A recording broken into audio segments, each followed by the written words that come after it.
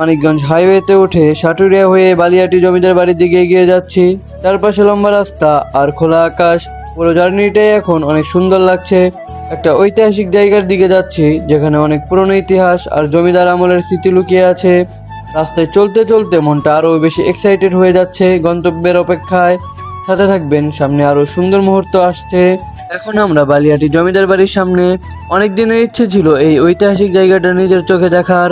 আজ সেটা সত্যি হলো। পুরনো সেই জমিদার আমলের স্থাপত্য, বিশাল প্রাসাদ আর ইতিহাসের ছোঁয়া সব মিলিয়ে এক অন্যরকম অনুভূতি কাজ করছে। এখন ভিতরে ঢুকে আরো কি কি দেখা যায় সেটাই দেখার অপেক্ষা। বালিয়াটি জমিদার বাড়ির সামনে এসে বাইক পার্ক করলাম। প্রতি বাইকে 20 টাকা, 15% ভ্যাট নিয়ে 25 টাকা করে দুইটি বাইক মিলিয়ে 50 টাকা নিল। কি একটা অবস্থা! সব জায়গায় ভ্যাট ট্যাক্স দিতে দিতে আমরা একদম শেষ। দোকানে দাঁড়িয়ে স্পিড খেয়ে একটু ফ্রেশ হলাম। গরমটা এখনো লাগছে কিন্তু একটু আরাম লাগছে। এখন ভিতরে ঢুকে ঘুরে দেখার পালা। টিকিট কাটার আগে টিকিট চার্টটা দেখে নিলাম, কোনটা কত টাকা সব বুঝে তারপর ঢোকার প্ল্যান করলাম। আপনারাও দেখে নেবেন আর আমি ভিডিওতে দিয়ে দিচ্ছি। আমাদের টিকিট কাটা শেষ, এখন ভিতরে ঢুকছি। একটা ঐতিহাসিক জায়গায় পা রাখার অনুভূতিটাই আলাদা। ভিতরে কি কি আছে এখন একে একে দেখে নিব। ইতিহাসের পাতায় লেখা আছে এই বালিয়াটি জমিদার বাড়ি ছিল মানিকগঞ্জ অঞ্চলের এক সময় প্রভাবশালী জমিদারদের আবাসস্থল। ব্রিটিশ আমলের এই প্রাসাদগুলোতে ছিল রাজকীয় জীবনযাপন, বিশাল আঙ্গিনা আর দৃষ্টিনন্দন স্থাপত্য শৈলী। আজও সেই পুরনো দেওয়ালগুলো দাঁড়িয়ে আছে ইতিহাসের সাক্ষী হয়ে। প্রতিটা ইট যেন বলে যায় অতীতের গল্প, জমিদার আমলের গৌরব আর ঐতিহ্যের কথা। আজ আমরা সেই ইতিহাসের মাঝে হাঁটছি, নিজের চোখে দেখছি সেই বালিয়াটি জমিদার বাড়ি। এই বালিয়াটি জমিদার বাড়ির ভিতরে অনেক সুন্দর একটা পুকুর আছে, যেটা দেখে বোঝা যায় আগেকার জমিদাররা কতটা শৌখিন ছিল।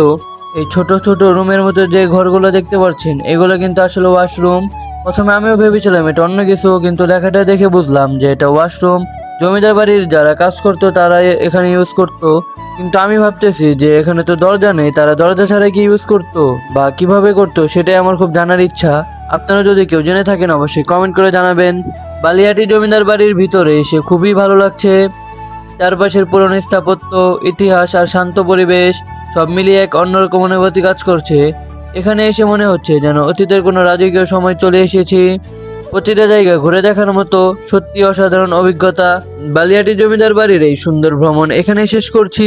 অনেক ইতিহাস, পুরনো স্থাপত্য আর দারুণ অভিজ্ঞতা নিয়ে আজকের দিনটা সত্যি স্পেশাল ছিল। সব জায়গা ঘুরে দেখে মনে হলো ইতিহাসকে কাছ থেকে দেখার সুযোগ পাওয়া সত্যি ভাগ্যের ব্যাপার। এখন আমরা বিদায় নিচ্ছি এই ঐতিহাসিক স্থান থেকে। ভিডিওটা দেখার জন্য ধন্যবাদ। সবাই ভালো থাকবেন। আবার দেখা হবে নতুন কোনো ব্লগে।